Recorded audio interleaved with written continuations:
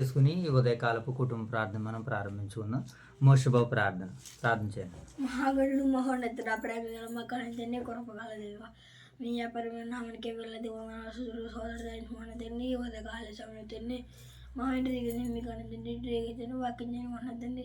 ఆ వాక్యం విట్టు పెరుకాడు మా హృదయాలు 30 60 100 5 రేగితండి వింటున్న మాకు చెప్పబోతున్న మీ రాత్రులకు సమృద్ధమైన తెలియని జ్ఞానం తండ్రి సండే చేయండి. మొదటి రోజు ముగించుకొని అలా 2వ రోజు మొదలు పెడుతుండగా మాకు మీరే కబుదాలించండి తండ్రి. మీరే ఈ ఉదయకాల సమయంలో మీ లేఖనాలు చదువుకొని భాగ్యనించండి. మీకు ఎంత ఉన్నతండి తండ్రి ఇదిగోండి తండ్రి. ఇంకెవరో తిన్నా రోగులు కొన్నతున్నాను ముట్టుపడి పడేదండి. ఏ సరస్వతి నమ్మని ప్రార్థన మీకు వేడుకున్నాం మా పరమ తండ్రి. జైతేలు ప్రార్థన పడతాయి ఘనమైన శాస్త్రమానికి అంత ముట్టు కదండి. వాకి చదువుకున్న వాక్తాన్ని ఆదరించేంత వరకు నీ కృపణలా చిరుట్రీ కదండి. రోమ ప్రతికి చదువుకున్న నా సందర్భాన్ని లోతులకి వెళ్ళి నేర్చుకునేలా చేయండి. రోటరీ కదండి. వాక్యం చదువుతుండే కదండి. మీద సత్ని సామర్థ్యాన్ని ఏంటి రోటరీ కదండి. వాక్యం చదువుతుండే కదండి. మా అమ్మ తెచ్చిలా చేసి రోటరీ కదండి. ఈ రోటరీ కదండి. మీ లేఖనాలు చదువుతుండే కదండి. మీద చట్నీ సామర్థ్యాన్ని పెద్దపడి వాక్యం మరొక పక్కన రాసుకునేలా చేయండి. ఇంకెలా తండ్రి రోగులు అంటామని ప్రార్థన చేసుకుందాం. మహాగణుడైన మా తండ్రి, మహోన్నతుడైన మా దేవ, పరిశుద్ధుడైన తండ్రి, మీ ప్రేమ కలిగిన నామానికి స్తుతులు చెల్లించుకుంటున్నాం దేవా. ఈ ఉదయకాల సమయంలో కుటుంబ ప్రార్థనలో మీ సన్నిధి భాగ్యాన్ని మీరు మాకు అనుగ్రహించినందుకు కృతజ్ఞతలు తెలుపుకుంటున్నాం ప్రభు. మరి యొక్క సమయంలో రోమాపత్రిక 2వ అధ్యాయాన్ని నేడు మా వినికిడిలో మీరు ఫలింపజేయడానికి సిద్ధంగా ఉన్నారు ప్రభు. మరి రోమపత్రిక 2వ అధ్యాయం ద్వారా మీ విలువైనటువంటి మాటలు మీరు మాకు అందించండి. ఆ మాటలు తెలుసుకున్న ప్రభు, ఆ మాటల అనుసారంగా మేము జీవించగలడుకు మీ సహాయమును సహకారమును మాకు అనుగ్రహించండి తండ్రి.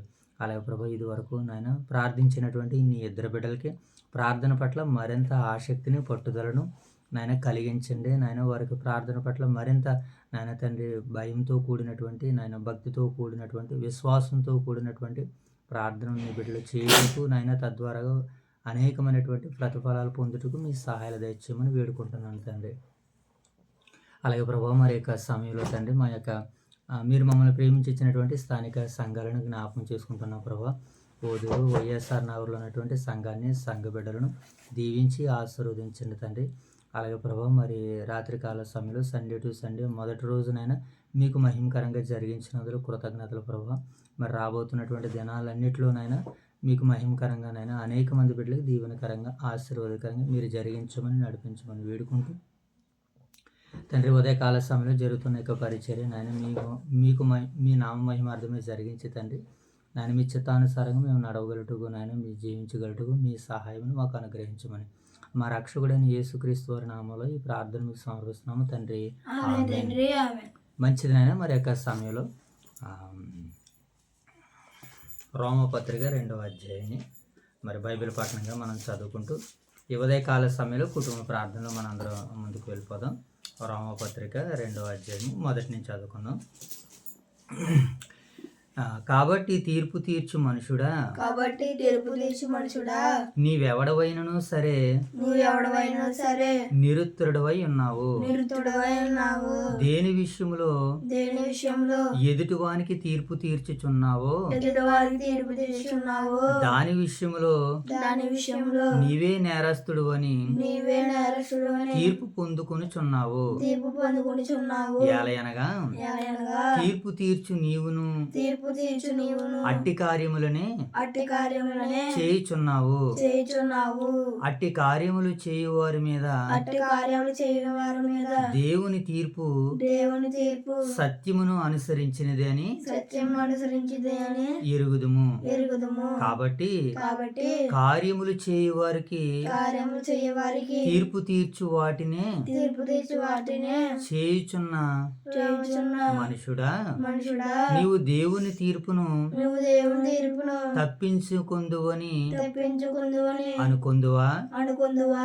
లేదా లేదా దేవుని అనుగ్రహమును దేవుని అనుగ్రహమును మారు మనసు పొందుటకు మారు మనసు పొందుటకు నిన్ను ప్రేరేపించుచున్నదని ఎరగక నేను ప్రేరేపించుచున్నదని అరగక ఆయన అనుగ్రహ ఐశ్వర్యమును ఆయన అనుగ్రహాలను సహనమును సహనమును దీర్ఘశాంతమును దీర్ఘశాంతమును తృణీకరించెదవా? తృణీకరించదవా? నీ కాఠిన్యమును నీ కాఠిన్యమును మార్పు పొందని నీ హృదయమును అనుసరించి మాటు పొందని హృదయం అనుసరించి ఉగ్రత దినమందు ఉగ్రత దినమందు అనగా అనగా దేవుని న్యాయమైన తీర్పు దేవుని న్యాయమైన తీర్పు బయలుపరచబడు దినమందు బయలుపరిచిన దినమందు నీకు నీవే ఉగ్రత సమకూర్చుకొనుచున్నావు. నీకు నీవే ఉగ్రత సమించుకున్నావు. ఆయన ప్రతి వానికిని ఆయన ప్రతి వాడికి వాని వాని క్రియలు చొప్పున వాని వాని క్రియల చొప్పున ప్రతిఫలమిచ్చును. ప్రతిఫలం ఇచ్చును. సత్క్రియను ఓపికగా చేయుచు సత్క్రియను ఉపగా చేయుచు మహిమను ఘనతను అక్షయతను మహిమను ఘనతను అక్షయతను వెదుకు వారికి వెతుకు వారికి నిత్య జీవం నిచ్చును. నిశ్చయం ఇచ్చును. అయితే మతభేదములు పుట్టించి అయితే మతభేదాలు పుట్టించి సత్యమునకు లోబడక సత్యమునకు లోబడక దుర్నీతికి లోబడు వారి మీదకి దుర్నీతి లోబడే వారికి దేవుని ఉగ్రతయు దేవుని ఉగ్రతయు రౌద్రమును రౌద్రమును వచ్చును. వచ్చును. దుష్కార్యములు చేయు ప్రతి మనుషుని ఆత్మకు దుష్కారం చేయ ప్రతి మనిషి ఆత్మకు మొదట యూదునికిని మొదటి యోజించుని గ్రీసు దేశస్థునికి కూడా గ్రీసు దేశస్థుడు కూడా శ్రమయు శ్రమయు వేదనయు వేదనయు కలుగును. కలుగును. సత్క్రియ చేయు ప్రతి వానికి సత్క్రియ చేసి ప్రతి వానికి మొదట యూదునికి మొదటి యోజునికి గ్రీసు దేశస్థునికి కూడా గ్రీసు దేశస్థుని కూడా మహిమయు మహిమయు ఘనతయు ఘనతయు సమాధానమును సమాధానమును కలుగును. కలుగును. దేవునికి పక్షపాతము లేదు. దేవుని పక్షపాతం లేదు. ధర్మశాస్త్రము లేకయే ధర్మశాస్త్రం లేక పాపము చేసిన వారందరూ పాపం చేసిన వారందరూ ధర్మశాస్త్రము లేకయే నశించెదరు. ధర్మశాస్త్రం లేక నశించారు. ధర్మశాస్త్రం కలిగిన వారై ధర్మశాస్త్రం కలిగిన వారై పాపము చేసిన వారందరూ పాపం చేసిన వారందరూ ధర్మశాస్త్రానుసారముగా ధర్మశాస్త్రానుసారంగా తీర్పు పొందుదురు. తీర్పు పొందుదురు. ఎన్నో వచనము? 14. 14 వచనం చదువుకుందాం. ధర్మశాస్త్రము లేని వానికి ధర్మశాస్త్రం లేని వారికి అన్ని జనులకును అన్ని జనులకును స్వాభావికముగా స్వాభావికంగా ధర్మశాస్త్ర సంబంధమైన ధర్మశాస్త్ర సంబంధమైన క్రియలు చేసిన ఎడల క్రియలు చేసిన ఎడల వారు ధర్మశాస్త్రము లేని వారైనను వారు ధర్మశాస్త్రం లేని ఎడల తమకు తామే ధర్మశాస్త్రమై ఉన్నారు. తమ తానే ధర్మశాస్త్రమై ఉన్నారు. అట్టి వారి మనస్సాక్షి కూడా అట్టువారు మన శాంతి కూడా సాక్ష్యం ఇచ్చుచుండగును. సాక్ష్యమిచ్చుచుండగను. వారి తలంపులు వారి తలంపులు ఒకదాని మీద ఒకటి ఒకదాని మీద ఒకటి తప్పు మోపవలసి ఉన్నది. తప్పు మోపవలసి ఉన్నది. ఆ ధర్మశాస్త్రము ధర్మశాస్త్రము తమ హృదయముల యందు తమ హృదయమునందు వ్రాయబడినట్లు చూపుచున్నారు. రాయబడినట్లు చూచున్నారు. దేవుడు మా సువార్త ప్రకాశము దేవుడు మా సువార్త ప్రకాశము యేసుక్రీస్తు ద్వారా యేసుక్రీస్తు ద్వారా మనుషుల రహస్యములను మనుషుల రహస్యమును విమర్శించు దినమందు విమర్శించు దినమందు ఎలాగు జరుగును. ఇలాగు జరుగును. రెండో సందర్భాన్ని చదువుకుందాం. ఎన్నో వచనము? 17 వచనం. నువ్వు యూదుడు అని పేరు పెట్టుకుని యూదుడు అని పేరు పెట్టుకొని ధర్మశాస్త్రమును అది ఆశ్రయించి దేవుని యందు అతిశయపడుచున్నావు కావా? అతిశయపడుచున్నావు కావా? ఆయన చిత్తమెరిగి ధర్మశాస్త్రము ఉపదేశం పొందిన వాడివై ధర్మశాస్త్రం ఉపదేశం పొందినవాడై శ్రేష్టమైన వాటిని మెచ్చుకొనుచు శ్రేష్టమైన వాటిని మెచ్చుకొనుచు జ్ఞాన సత్య స్వరూపమైన జ్ఞాన సత్య స్వరూపమైన ధర్మశాస్త్రం గలవాడివై ఉండి ధర్మశాస్త్రం గలవాడై ఉండి నేను గుడ్డివానికి త్రోవ చూపువాడును, నేను గుడ్డివాడికి త్రోవ చూపువాడును, చీకటిలో ఉండు వారికి వెలుగును, చీకటిలో ఉన్న వారికి వెలుగును, బుద్ధిహీనులకు శిక్షకుడును, బుద్ధిహీనులకు శిక్షకును, బాలురకు ఉపాధ్యాయుడనై ఉన్నానని బాలురకు ఉపాధ్యాయుడనై ఉన్నానని నీ అంతటి నీవే ధైర్యం వహించుకొనుచున్నావు కావా?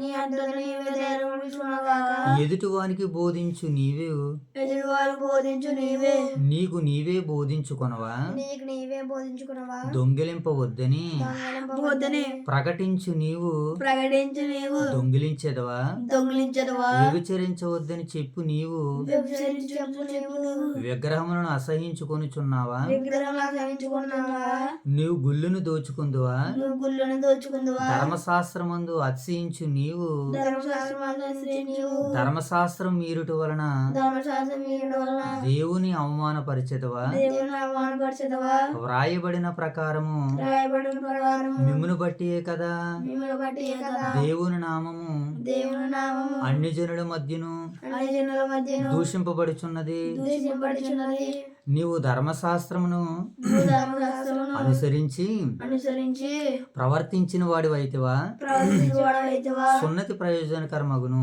సున్నతి ప్రయత్నం ధర్మశాస్త్రం అతిక్రమించు వాడివైతివా ధర్మశాస్త్రం ఆచరించువాడవైతవా నీ సున్నతి కాకపోవును నీ సున్నతి కాకపోవు కాబట్టి సున్నతి లేనివాడు కాబట్టి సున్నతి లేని వాడు ధర్మశాస్త్ర నీతి విధులను గైకొని ఎడల ధర్మశాస్త్రం నీతి అతడు సున్నతి లేనివాడై ఉండి సున్నతి లేని వాడు నీవు సున్నతి గలవాడిగా ఎంచబడును కదా సున్నతి గలవాడు ఎంచబడును కదా మరియు మరియు స్వభావమును బట్టి స్వభావం బట్టి సున్నతి లేనివాడు సున్నతి లేని వాడు ధర్మశాస్త్రము నెరవేర్చిన ఎడల ధర్మశాస్త్రం నెరవేర్చిన యెడల అక్షరమును అక్షరమును నీతియు గలవాడై నీతియు గలవాడై ధర్మశాస్త్రమును ధర్మశాస్త్రమును అతిక్రమించు అనుష్కరించు నీకు తీర్పు తీర్చడా నీకు తీర్పు తీర్చడా బాహ్యమునకు యూదుడైన వాడు బాహ్యమునకు యూదుడైన వాడు యూదుడు కాడు యూదుడు కాడు అయితే అయితే అంతరంగమందు యూదుడైన వాడే అంతరంగ మంది యూదుడైన వాడే యూదుడు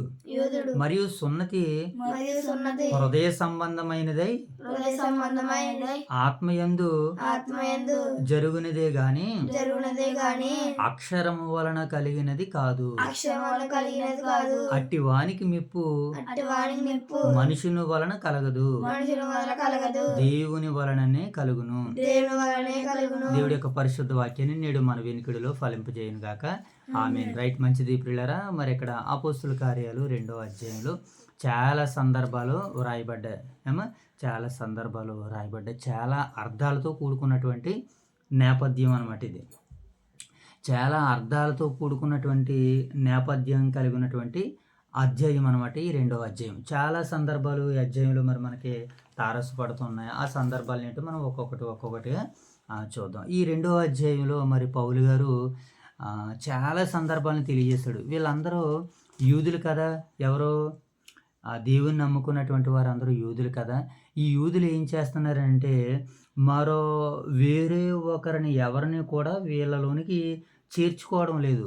ఎందుకనంటే దేవుడు మాకు మాత్రమే దేవుడు, మేము ధర్మశాస్త్రాన్ని కలిగి ఉన్నాము, మేము సున్నతిని కలిగి ఉన్నాము, మేము యూదులము, మీరు అన్యులు గనక మా దగ్గరికి రాకూడదని ఎదుటి వారికి తీర్పు తీరుస్తున్నట్లుగా ఉన్నారనమాట. వీళ్ళు ఎవరో రోమాలో ఉన్నటువంటి సంఘం యూదులు ఇలాంటి వైఖరిని కలిగి ఉన్నారు కనుక ఇలాంటి వారికి దేవుడు వీరికి ఎలా చెబితే అర్థమవుతాడని దేవుని తాలూకా ఏమంటే అనేకమైనటువంటి విజ్ఞాన సంగతులు పౌలు గారు ఈ అధ్యాయంలో బోధించడం జరిగింది. పౌలు గారు ఈ అధ్యాయంలో వారికి యూదులందరికీ పాఠాలను చెబుతున్నాడు అనమాట. కారణం ఏంటి, పౌలు గారిని కూడా సిలివేయడానికి, పౌలు గారిని కూడా అది ఖైదీలో బందీగా ఉండడానికి కారకులు ఎవరో యూదులే. కారణం ఏంటి, యోధా ఆచారాలకి యోధా మతానికి వ్యతిరేకంగా ఇతను ప్రకటిస్తున్నాడు, వ్యతిరేకంగా బోధిస్తున్నాడని పౌలు గారి మీద నేరారోపణ చేసింది ఎవరో, తమ సొంత జనులే, యూదులే పౌలు గారిని ఖైదీగా చేశారు. ఇలాంటివి నువ్వు మాకు ప్రకటించొద్దని ఆయన్ని వెలివేసినట్టుగా వెలివేసేశారు. యూదుల్లో ఉన్నటువంటి పరిసయ్యులు కూడా ఎలాంటి వారనంటే వారు తమ మట్టుకు తాము నీతిమంతులమని ఇతరులను తృణీకరిస్తూ ఉన్నారు. వీళ్ళు ఎవరో యూదులు. ఆ యూదుల్లో మరి పరిసయ్యులంటే చాలా ఇది. అందుకనే యేసుక్రీస్తుల ప్రభుల వారు మనకు ఒక ఉపమానం చెప్పారు కదా, శాస్త్రులు సుంకరి, పరిసయ్యుడు సుంకరి. ఈ పరిసయ్యుడు ఏం చేస్తున్నాడు, వారానికి 2 మార్లు నేను ఉపవాసం ఉంటున్నాను, నాకు కలిగిన దాంట్లో ధనాన్ని ఇస్తున్నాను, నేను దేవునికి ఎలా స్తుతులు చెల్లిస్తున్నాను, దేవా తండ్రిని దేవుడు పరిసయ్యుడు ప్రార్థన చేస్తే సుంకరి ఏమని చెప్పాడు, పాపినైన నన్ను క్షమించు తండ్రి, ఇదిగో నేను నీ ఎదుట నా ముఖాన్ని నేను చూపించుకోలేకపోతున్నానని సుంకరి ప్రార్థన చేశాడు. దేవుడు ఎవరు ప్రార్థన ఆలకించాడు? సుంకరి ప్రార్థన ఆలకించాడు. కారణం ఏంటి? పరిసయ్యుడు తాను ఉన్నటువంటి ఆ విధానాన్ని బట్టి, తనకు కలిగినటువంటి ఆ దైవికాన్ని బట్టి హెచ్చించి ప్రార్థన చేశాడు. సుంకరి ఏం చేశాడు? తగ్గించుకుని ప్రార్థన చేశాడు. అంటే వీళ్ళ దృష్టిలో శాస్త్రులు లేదా పరిసయ్యులు వీళ్ళు ఎలాంటి వారనంటే, యూదుల్లో పరిసయ్యులు వీళ్ళు ఎలాంటి వారంటే, వీళ్ళు మాత్రమే దేవునికి ప్రత్యేకింపబడిన వారు, మాకు మాత్రమే దేవుడు సొంతం అని అంటున్నాడు. ఏమంటే ప్రేమ అనేటువంటిది అందరికీ సంబంధించిదా? కొందరికి సంబంధించిదా? అందరికీ సంబంధించిది. దేవుడు కూడా కొంతమందికి సంబంధించిన వాడా? అందరికీ సంబంధించిన వాడా? అందరికీ సంబంధించిన వాడు. ప్రారంభంలో ఒక జాతిని మాత్రమే ఆయన ఏర్పాటు చేసుకున్నారు, వారే ఇశ్రాయేలులు. తదుపరి వారిలో నుంచి యోధావారిని ప్రత్యేకపరుచుకున్నాడు. తదుపరి యోధావారి నుంచి ప్రత్యేకింపబడుకున్న తర్వాత ఇప్పుడు ఒకరితో ఒక గోత్రానికే 12 గోత్రాలకే కాదు, మొత్తం ప్రపంచంలో ఉన్నటువంటి వారందరూ కూడా నన్ను తెలుసుకోవాలని దేవుడు ఆది నుంచి కూడా ఈ సంకల్పాన్ని కలిగి ఉన్నాడు. కానీ ఇది వాళ్ళెవరు కూడా ఏం చేయలేదు, పట్టించుకోలేదు. కనుకనే ఇప్పుడు వీళ్ళందరూ ఏం చేస్తున్నారు? తీర్పులు తీరుస్తున్నారు అనమాట. చూద్దాం, ఈ సందర్భాన్ని మనం అర్థం చేసుకునేటువంటి ప్రయత్నాలు చేద్దాం. ఇది దీని నేపథ్యం ఏంటి అని అంటే, యూదులు వీళ్ళు ఎవరిని చేర్చుకోవడం లేదు. పైగా ఏం చేస్తున్నారు? వీళ్ళు ఎదుటి వారికి తీర్పు తీరుస్తున్నారు. ఇక్కడ పౌలు ఏమని చెప్తున్నాడంటే, మీరు ఎవరికి తీర్పు తీర్చకండి, అందరికీ వారి వారి క్రియలను బట్టి తీర్పు తీర్చేవాడు దేవుడే. నువ్వు తీర్పు తీర్చి దైవానుసారంగా నువ్వు ప్రవర్తించకుండా ఉంటూ ఎదుటి వారికి తీర్పు తీరిస్తే అది ఎలా కుదురుతుంది? తీర్పు తీర్చేవాడు దేవుడు, పక్షపాతి కాదు. ఆయనకు భయపడి ప్రతి జన్మలోనూ ఆయనకు భయపడి ఆయన యందు నీతిగా నడుచుకున్న వారందరినీ దేవుడు అంగీకరిస్తాడు. ఏం చేస్తాడు ఆయన? నీతిగా బ్రతికినటువంటి వారందరినీ ఆయన అంగీకరిస్తాడు. కొంతమంది పిల్లలు బుద్ధిమంతులుగా ఉంటారు. బుద్ధిమంతులుగా ఉన్నటువంటి బిడ్డలను చూసి ఒక తండ్రి సమానుడు ఏం చేస్తాడో తెలుసా? మంచి కుమారుడి అంటాడు. తన కుమారుడా అతను? కాదు. మంచిగా ఎవరైతే ఉంటారో, చక్కగా ఎవరైతే నడుస్తూ ఉంటారో, ఒక తండ్రి సమానుడు మంచి పిల్లలని వారిని ఎలాగైతే హక్కుని చేర్చుకుంటాడో, పరలోకమందున్నటువంటి దేవుడు కూడా తన పిల్లలు కూడా సరిగా నడవకపోతే వారిని విడిచిపెడతాడు. సరిగా నడిచే వారిని దేవుడు అంగీకరిస్తాడని చెప్పడానికి కోకొల్లాల సందర్భాలు ఈ అధ్యాయంలో మనకు కనబడుతున్నాయి. చాలా సందర్భాలు పౌలు గారు చాలా వేదనతో రాశాడనమాట యూదులందరికీ. వాళ్ళని ఏం చేస్తున్నాడంటే, మీరు అన్యుల్ని ఆటంకపరచకండి, దేవుడు అన్యుల పట్ల కూడా ఆయన సంకల్పాన్ని కలిగి ఉన్నాడని దేవుని గురించి చాలా చక్కగా చెప్పాడు. ఆ సందర్భాలను మనం ఇప్పుడు ఒక్కొక్కటిగా అర్థం చేసుకునేటువంటి ప్రయత్నాలు చేద్దాం. చూడండి, ఒక మాట మనం చదువు, 4వ వచనం చదువు. 4వ వచనం చదువుదాం ఒకసారి. అట్టి కార్యములు చేయువాని మీదకి మనుషుడా, నీవు దేవుని తీర్పును తప్పించుకుందు అని అనుకుందువా? లేదా దేవుని అనుగ్రహం మారు మనసు పొందుటకు నిన్ను ప్రేరేపించుచున్నదని ఎనగక ఆయన అనుగ్రహ ఐశ్వర్యమును, సహనమును, దీర్ఘశాంతమును ధృవీకరించేదివా అని అంటున్నాడు. పౌలు గారు ఏమని చెప్తున్నాను? ఆయన మనుషులకు మీరు తీర్పు తీరుస్తున్నారు కదా, మిమ్మల్ని తీర్పు తీర్చడానికి పెట్టలేదు ఆయన. మరి ఏం చేయడానికి పెట్టాడు? ఆయన మాటల ప్రకారంగా మీకు బ్రతకాలని, అందరినీ మిమ్మల్ని వలె మీ పొరుగు వారిని ప్రేమించాలనేది దైవ నిర్ణయం. అయితే మీరు ఏం చేస్తున్నారు? మీ మట్టుకు మీరు నీతిమంతులు అనుకుని ఇతరులను తృణీకరిస్తున్నారు. ఇది దైవ నియమము కాదు. దేవుడి యొక్క అనుగ్రహ ఐశ్వర్యాన్ని తెలుసుకోవాలని దేవుడు మనిషిని భూమి మీద పంపించాడే తప్ప తీర్పులు తీర్చడానికే కాదు. ఎందుకనంటే ఆయన ఎంత గొప్పవాడో పౌలు గారు మాట్లాడితే ఏమంటున్నాడో తెలుసు? ఆయన అనుగ్రహ ఐశ్వర్యమును, సహనమును నువ్వేం చేసావు? తృణీకరించేదివా. అంటే ఆయన అనుగ్రహం మానవాళికి అందరికీ ఆయన్ని తెలుసుకోవాలని ప్రతి ఒక్కరికి ఏం చేస్తున్నాడు? దేవుడు సమయాన్ని ఇస్తున్నాడు, తనను తెలుసుకోవడానికి అవకాశం ఇస్తున్నాడని పౌలు గారు తన మాటలో తెలియజేస్తున్నాడు. ఇంకా కింద చదువుదాం చూడండి. ఇంకా 7వ వచనం చదువు ఒకసారి. ఆయన ప్రతి వానికి వాని క్రియలు చొప్పున ప్రతిఫలం ఇచ్చును.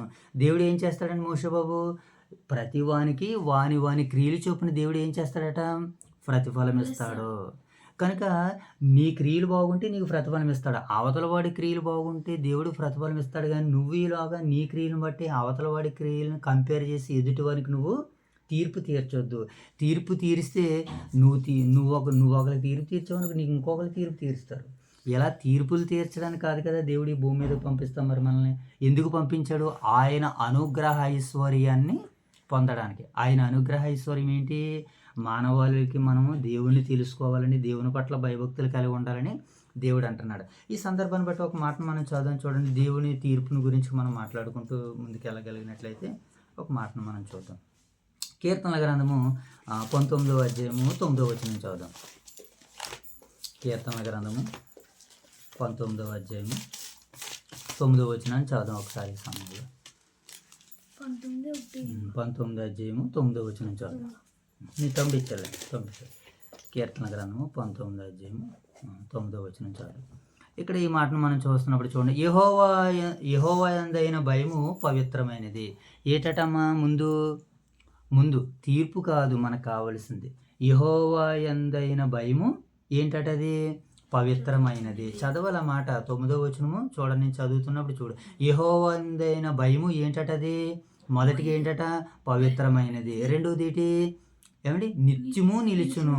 దేవుని యొక్క భయము మనుషులకు ఉంటే అది నిత్యము నిలుచును. యెహోవా న్యాయ విధులు ఏమండి? సత్యమైనవి. దేవుని న్యాయ విధులు ఎలాంటివి అంటే జైతల్లి? దేవుని న్యాయ విధులు ఎలాంటివి అమ్మా? సత్యమైనవి. అంటే ఆయన సత్యమైనటువంటి మోషబాబు ఆయన సత్యమైనటువంటి న్యాయమైనటువంటి వాటితో మనుషులకి తీర్పు తీరుస్తున్నాడని. కానీ మనుషులు ఎలా తీర్పు తీరుస్తున్నాడు? ఇతను స్వనీతిని బట్టి ఎదుటివానికి తీర్పు తీరుస్తున్నాడు. స్వనీతి పరులుగా ఉండొద్దు. సొంత నీతి మీద మీరు ఆధారపడద్దు.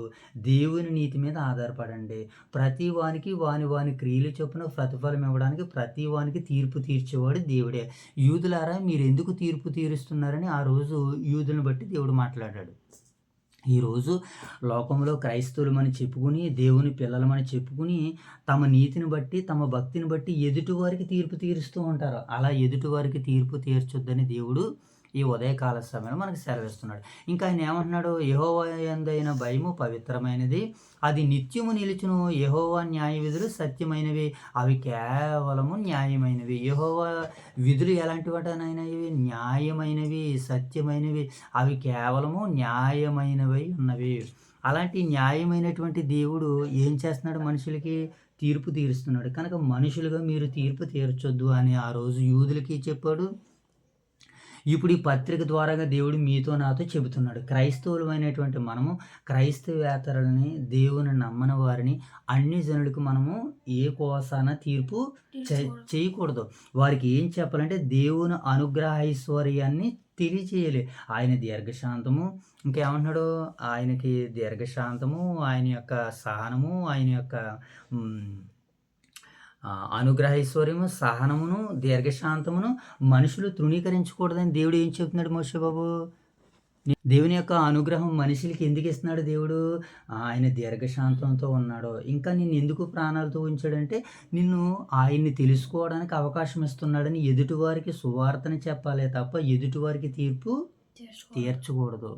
అలాగని వాక్యంలో మరి తీర్పులు ఉన్నాయి కదా, మాట్లాడుకోవచ్చు అంటే అది సమయానుకూలంగా మనలో మనం మాట్లాడుకోవాలి, మన కుటుంబంలో మనం మాట్లాడుకోవాలని.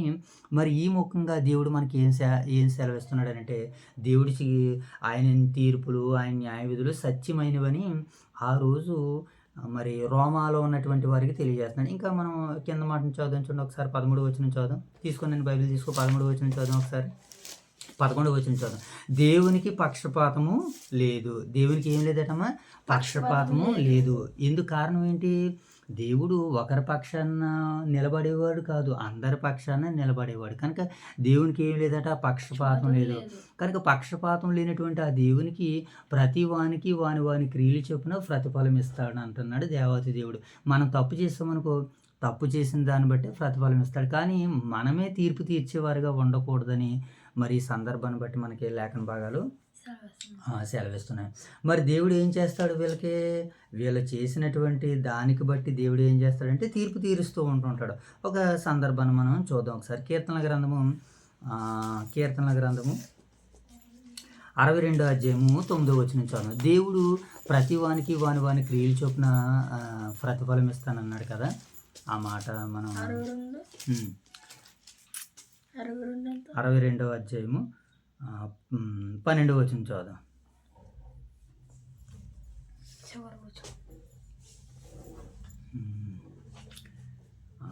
ఆయన ప్రతి వానికి వాని క్రియలు చొప్పున ప్రతిఫలం ఇస్తానంటున్నాడు కదా దేవుడు.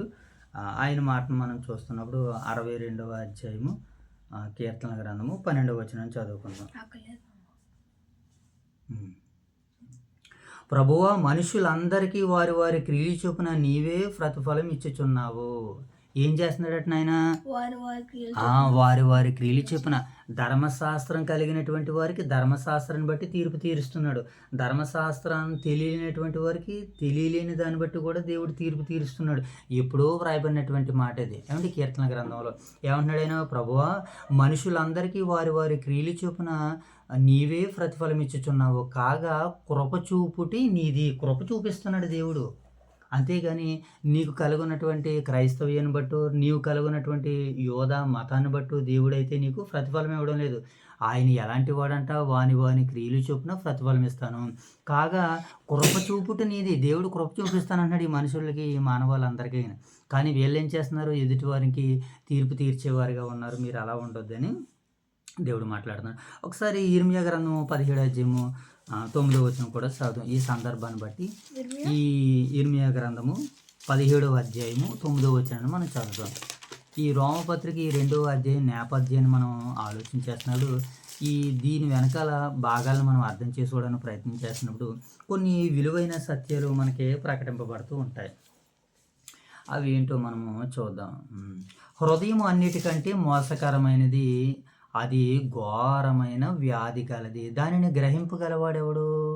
హృదయం ఎలాంటిదంట? ఘోరమైన వ్యాధి కలది. ఇలాంటి ఘోరమైన వ్యాధి గలవాడు తీర్పు తీరిస్తే ఎలా ఉంటుంది మోషే బాబు? ఇష్టానుసారంగా తీర్పు తీర్చాడు. ఆ మధ్యకాలంలో ఒక ఆయన తీర్పులు తీర్చారు. మనకి కొన్ని సన్నివేశాలు చూపిస్తున్నాడు. ఒక ఆయన పెద్దగా ఉండి తీర్పు తీరుస్తున్నాడు అనమాట. ఒక ఆయనకేమో సైకిల్ పోయింది, ఒక ఆవిడకేమో గర్భం పోయిందని బాధపడుతుంటే వీడికి సైకిల్ బాగు చేయి, ఆవిడకేమో నువ్వు గర్భాన్ని ఇచ్చి అని అంటున్నాడు. ఎలాంటి తీర్పు తీర్చాడు చూడాయన. అంటే మనిషి తీర్పులు ఎలా ఉన్నాయన్నమాట? ఇదిగో ఇలా ఎగతాళి చేసేటువంటి వాటిగా ఉన్నాయి. అందుకనే ఎలాంటిదట? హృదయం ఘోరమైన వ్యాధి కలది, దాన్ని గ్రహింపగలవాడు ఎవడు? హృదయం అన్నిటికంటే మోసకరమైనది, అది ఘోరమైన వ్యాధి కలది, దాన్ని గ్రహింపగలవాడు ఎవడు? ఇలాంటి వాడు తీర్పు తీర్చాడు ఎలా ఉంటుంది? ఒక పొగరబోతు తీర్పు తీర్చడానికి ఎలా ఉంటుంది?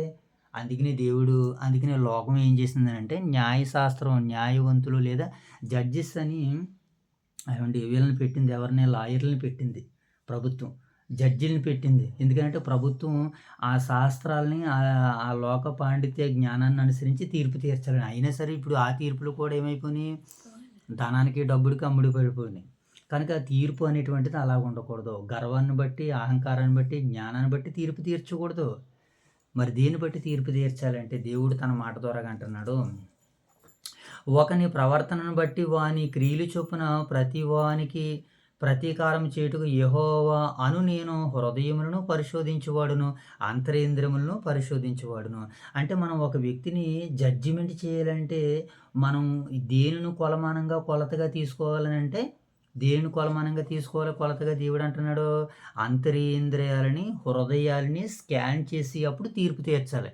అంతటి పరిజ్ఞానం ఎవరికి ఉంది ఈ రోజు లోకంలోని? హృదయాలని, అంతరింద్రియాల దగ్గర దాకా మనిషి ఎక్కడికి వెళ్తున్నాడు? పై రూపాన్ని చూసి తీర్పు తీరుస్తున్నాడు. అలాంటి తీర్పు తీర్చొద్దు అంటున్నాడు దేవుడు. మరి ఎలా తీర్పు తీర్చాలంటే అంతరేంద్రియాలు, హృదయాలని నువ్వు చూడాలి. అవి నీకు ఎక్కడ కనబడతాయి? లేఖనాల్లో కనబడతాయి. అవి నీకు ఎక్కడ రాయబడ్డాయి? ఇదిగో ధర్మశాస్త్రంలో రాయబడ్డాయి, సువార్తల్లో రాయబడ్డాయి, పత్రికల్లో రాయబడ్డాయి. వీటిని చదివి ఏం చేయాలంటే ఎదుటి వారికి నువ్వు తీర్పు తీర్చాలని ఇదిగో వాక్యం మనకి సభాముఖంగా ఈ కార్యక్రమం ద్వారా మనకి దేవుడు తెలియజేస్తున్నాడు అనమాట. ఏమండి? అంతరేంద్రియములను, హృదయములను పరిశోధించేవాడు నేనే, న్యాయానికి విరోధంగా చేయొద్దు అని దేవుడు తన మాట ద్వారా మనకి ఎక్కడ సెలవిస్తున్నాడు. కనుక ఇప్పుడు ధర్మశాస్త్రాన్ని అనుసరించి, దేవుని క్రియలను అనుసరించి చేసిన వారికి దేవుడు తీర్పు తీరుస్తానంటున్నాడు. ఏమంటే ధర్మశాస్త్రానికి వ్యతిరేకంగా ఉన్న వారికి కూడా దేవుడు తీర్పు తీరుస్తున్నాడు. కనుక ఈ సందర్భాన్ని, ఈ వేరియేషన్ మనం అర్థం చేసుకునేడానికి మనం ప్రయత్నించేద్దాం. దేవుని పట్ల భయభక్తులు కలిగి ఉన్నటువంటి వారికి దేవుడు తీర్పు తీరుస్తాడు. దేవునికి భయపడని వారికి, దేవుని యందు విశ్వాసం ఉంచని వారికి కూడా దేవుడు ఏం చేస్తాడు? ఇప్పుడు తీర్పు తీరుస్తాడు. కనుక వీటి విషయాల్ని మనం జాగ్రత్తగా అవగాహన చేసుకుని, అర్థం చేసుకుని దేవుని తీర్పులకు మనం ఏం చేయాలంటే చోటు ఇవ్వాలి. దేవుని తీర్పులకు మనం లోపడాలి. ఒకసారి మంచి మాట చదువు. 2 కొరింథీయులకు రాసినటువంటి పత్రిక 5వ అధ్యాయము 10వ వచనం చదువు. కొరింథీయులకు రాసినటువంటి 2వ పత్రిక ఏమండి 5వ అధ్యాయము 10వ వచనం చదువుదాం. కొరింథీయులకు రాసినటువంటి 2వ పత్రిక 5వ అధ్యాయము 10వ వచనం చదువుదాం. 2 కొరింథీ 5వ అధ్యాయము 10వ వచనం చదువుదాం. చూడండి అక్కడ ఏమని రాయబడింది. చూడు జయతల్లి చదవమ్మ, అక్కడ తీసవా. 2 కొరింథీ 5వ అధ్యాయము 10వ వచనం చదువు. ఎందుకనగా తాను జరిగించిన క్రియలు చొప్పున అవి మంచివైనను సరే చెడ్డవైనను సరే దేహముతో జరిగించిన వాటి ఫలమును ప్రతివాడు పొందినట్లు మనమందరమును క్రీస్తు న్యాయపీఠం ఎదుట ప్రత్యక్షపరచబడువారము ఉన్నాము. క్రీస్తు న్యాయపీఠం ఎదుట ప్రత్యక్షము కావలసి ఉన్నది. ఎలాగట?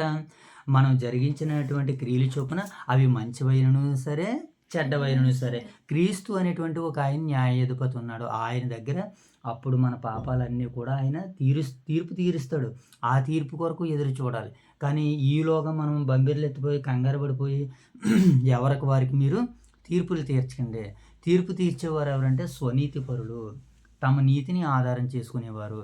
కనుక స్వనీతి పరులుగా ఉండకూడదు. దేవుని నీతిని ఆధారం చేసుకుని మీరు ఏం చేయాలి? వారికి తీర్పు తీర్చాలి.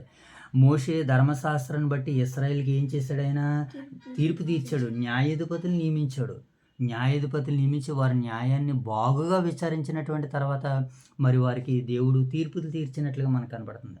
కనుక అటు రీతిగా మరి ఈ రోమపత్రిక 2వ అధ్యాయం మనకి సెలవిస్తుంది. కనుక ఆయన చివరికి ఒక మాటను మనం చదివేసి ముగించేసుకుందాం.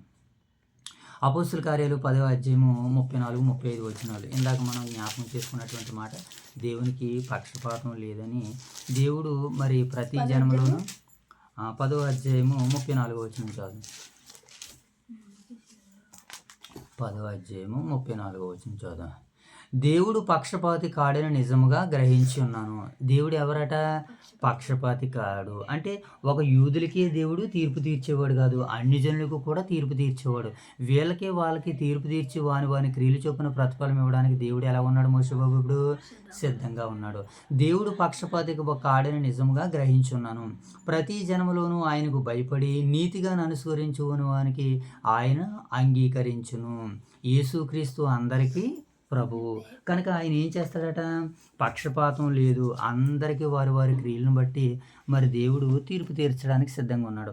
ఇలా మనం లేఖనాలు చూసినప్పుడు ఎన్నో లేఖనాలు మరి మనకి అవకాశాలు, ఎన్నో మాటలు మనకి బైబిల్ గ్రంథంలో రాయబడ్డాయి. ఈ వ్రాయబడినటువంటి మాటలను బట్టి ఈ 2వ అధ్యాయం మనం అర్థం చేసుకునేటువంటి ప్రయత్నం చేయాలి. చివరిగా పేతురు గారు రాసినటువంటి 1 పేతురు పత్రిక 1వ అధ్యాయము 17వ వచనం చదివేసి మనం ముగించేసుకున్నాం. పేతురు గారు రాసినటువంటి 1 పేతురు పత్రిక 1వ అధ్యాయము 17వ వచనం చదువుకున్నాడు. తీసారమ్మా? 1 పేతురు పత్రిక 1వ అధ్యాయము 17వ వచనం. పక్షపాతము లేకుండా దేవునికి ఏటటమ్మా? వీడు భక్తిపరుడు, వీడు భక్తిహీనుడని లేదు. పక్షపాతం లేకుండా తీర్పు తీర్చే విషయంలో ధర్మశాస్త్రం కూడా ఏమని చెప్పిందనంటే, భేదవాడని అన్యాయంగా మీరు తీర్పు భేదవాడని అనుకూలంగా తీర్పు తీర్చవద్దు, ధనవంతుడని వ్యతిరేకంగా తీర్పు తీర్చవచ్చు. ధనవంతుడికైనా భేదవాడికైనా న్యాయం ఇద్దరికీ సమానమే. న్యాయం ఎలాంటిదట మోషేబాబు? ఇద్దరికీ సమానం. అదే అంటున్నాడు, పక్షపాతం లేకుండా క్రియలను బట్టి ప్రతివానికి తీర్పు తీర్చేవాడు తండ్రి. ఏమండి? ప్రతివానికి తీర్పు తీర్చేవాడు ఎవడట? తండ్రి. కనుక ఏమంటున్నాడు? తండ్రి అని మీరు ఆయనకు ప్రార్థన చేయుచున్నారు గనుక మీరు పరదేశంలో ఉన్నంతకాలం భయంతో గడపండి. తీర్పుతో గడపొద్దు. దేంతో గడపాలి? భయంతో గడపాలి. పక్షపాతం లేకుండా క్రియలను బట్టి ప్రతివానికి తీర్పు తీర్చేవాడు తండ్రి అని మీరు ఆయనకు ప్రార్థన చేస్తున్నారు కదా. ఎందుకు తీర్పు తీర్చిన ఎదుటివారికి? మనకు ఎవరైనా లోబడకపోతే, మన మాట వినకపోతే వీడు ఎలాంటి వాడని తీర్పు తీరుస్తాం. మనం అలా తీర్పు తీర్చకూడదు. మనకి ఎదుటివారు మనకు లోబడట్లేదు కదా, మన కోపంగా ఉన్నారని మన కోపాన్ని బట్టో, మన హృదయ గర్వాన్ని బట్టో మనుషులకి తీర్పు తీర్చొద్దు. స్వనీతిని బట్టి తీర్పు తీర్చొద్దు. తీర్పు ఎలా తీర్చాలంటే ఇదిగో బైబిల్ గ్రంథాన్ని అనుసరించి తీర్పు తీర్చాలి. ధనవంతుడని తీర్పు తీర్చకూడదు, నావాడని తీర్పు తీర్చకూడదు. తీర్పు విషయంలో తన పర భేదం అనేటువంటిది ఉండకూడదని దేవుడు తన మనసు ద్వారాగా మరి ఈ రోమపత్రిక 2వ అధ్యాయం ద్వారాగా దేవుడు మరి మనకు సెలవిచ్చాడు గనక, మనకి నచ్చని వారని వారి గురించి మనం తీర్పు తీర్చకూడదు. ఏం చేయాలి? వారి కొరకు మిమ్మల్ని హింసించే వారి కొరకు ఏం చేయాలి?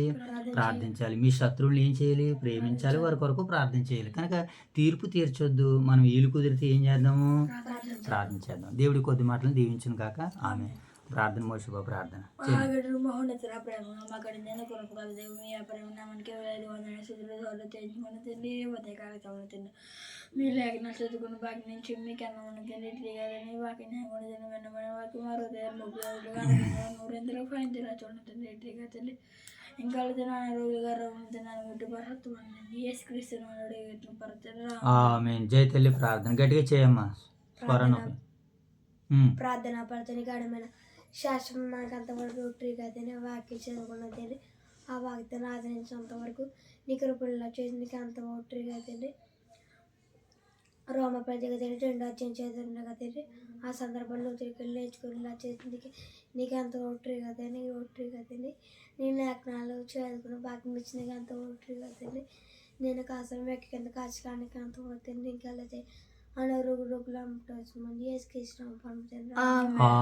చివరిగా ప్రార్థన చేసుకుందాం. ప్రార్థన చేసుకుని నేటి ఉదయకాలపు కుటుంబ ప్రార్థనను ముగించుకుందాం. మహాగణుడు మా తండ్రి, మహోన్నతుడు మా దేవ, పరిశుద్ధుడు తండ్రి, మీకు వందనాలు ప్రభా. ఈ ఉదయకాల సమయంలో మీ సన్నిధి భాగ్యాన్ని అనుగ్రహించు ప్రభా. మీ సన్నిధి కాంతులు మాపై ప్రకాశింపజేసి ప్రభా. ఇదిగో వాక్యం అనేటువంటి నాయన సన్నిధి కాంతిని మీరు మాకు అనుగ్రహించారు. వాక్యం ద్వారాగా మీరు మాకు ప్రకాశింపజేశారు ప్రభా. ఇదిగో వాక్యాన్ని బట్టి నాయన మేము ప్రకాశవంతులు అయ్యాం ప్రభా. కనుక విన్న వాక్యం మా వినికిడిలో ఫలింపజేయండి తండ్రి. ఇదిగో నాయన తీర్పు ఎలా తీర్చాలి, తీర్పు ఎలా తీర్చకూడదు అని నాయన లేఖనాలను పరిశోధించినప్పుడు అనేక రీతిలుగా అనేక రకాలుగా మీరు మాతో మాట్లాడి మమ్మల్ని బలపరిచి స్థిరపరిచి నిలబెట్టినందుకు మీకు వందనాలు ప్రభా. మరొక పర్యాయం ప్రభా, ఈ మాటలో ఉన్నటువంటి నాయన మూలాలను మరొకసారి నెమరు వేసుకున్నట్టుకు, దీనిని ధ్యానించుటకు నాయన మీలో నాయన జీవించుటకు మీ సహాయం మాకు అనుగ్రహించండి తండ్రి. ఇటు భాగ్యాన్ని ఇచ్చిన దేవా మీకు కృతజ్ఞతలు తండ్రి. ఇటు అవకాశం ఇచ్చిన తండ్రి మీ ప్రేమకు కృతజ్ఞతలను ప్రభా మీకు వందనాలు తండ్రి. మరి ఉదయకాల సమయంలో మీ సన్నిధి భాగ్యం ఇచ్చినందుకే మనసారా స్తుతిస్తూ మహింపరుస్తున్నాం తండ్రి. ఇదిగో నాయన కేవలం నాయన బైబిల్ పట్టణంగా లేఖనాలనే చదువుకోవాలనుకున్నాం ప్రభా. ఆ లేఖనాలు ఉన్నటువంటి నాయన ఆ అధ్యాయంలో ఉన్నటువంటి నేపథ్యాన్ని కొంత మేరకు అవగాహన చేసుకోవడానికి మీరు ఇచ్చిన ఈ చక్కటి భాగ్యాన్ని బట్టి నాయన మిమ్మల్ని మనసారా స్తుతిస్తూ మహింపరుస్తున్నాం తండ్రి. ప్రభావం మీరు నాయన తండ్రి ఎంతవరకు జరిగినటువంటి ఈ యొక్క పరిచయం అంతను బట్టి నాయన మీకు స్తుతులు చెల్లించుకుంటున్నాం దేవా. అలాగే తండ్రి మరి మా యొక్క స్థానిక సంఘాలని ఉదయకాల సమయంలో జ్ఞాపకం చేసుకుంటున్నాం ప్రభావ. మీ సన్నిధిలో నేటి కాల సమయంలో సండే టు సండే మొదటి రోజునైనా దిగ్విజయంగానైనా అనేకులకు దీవెనకరంగా మీకు మహిమకరంగా మీరు జరిగించినందులో కృతజ్ఞతలు తండ్రి. మీ పనిలో పాలిభాగస్తులైన ప్రతి ఒక్కరిని దీవించి ఆశీర్వదించి కాచి కాపాడండి. మరలా నేటి దినానికి నీ బిడ్డలందరూ నీ పిల్లలందరూ మీరు సిద్ధపరచండి. వారికి ఆయువును, ఆరోగ్యాన్ని, బలాలని, శక్తిని, ధైర్యాన్ని వారికి మెండుగా దయచేయమని వేడుకుంటున్నాం తండ్రి. ప్రభా మరి ఈ దినమును కావలసిన నడిపింపును ప్రియులైన పరిశుద్ధులందరికీ అనుగ్రహించండి. ఈ దినమంతట్లో మిమ్మల్ని చూడగలిగిన మీకు లోబడగలిగే మంచి మనసు, మారు మనసు మాకు దయచేయమని స్థానిక మరి దైవ సేవకులుగా ఉండి, నాయకులుగా ఉండి నాయన తండ్రి మంచి బలంతోనైనా మరి సంఘాలను ముందుకు నడిపిస్తున్న మా ప్రియులు దైవ సేవకులను, వారి కుటుంబాలు మీరు దీవించి ఆశీర్వదించి కాచి కాపాడమని మా రక్షకుడైన యేసుక్రీస్తు వారి నామములో ఈ ప్రార్థనకు సమర్పిస్తున్నాం మా కన్న తండ్రి. తండ్రి అందరికీ వందనాలు. నేను అందరికీ వందనాలు.